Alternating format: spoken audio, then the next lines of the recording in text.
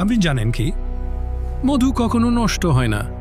দেখুন, 1000 বছর পুরনো মধু খুঁজে পাওয়া গেছে যা এখনো খাওয়া যায়, কারণ মধুর মধ্যে প্রাকৃতিক অ্যান্টিব্যাকটেরিয়াল উপাদান আছে যা ব্যাকটেরিয়া জন্মাতে দেয় না।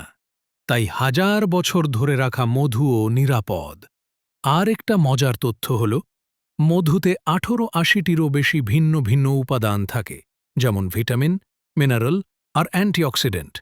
এমনকি প্রাচীন মিশরীয়রা মধুকে শুধু খাবার নয়, ওষুধ আর ক্ষত সারানোর কাজেও ব্যবহার করত।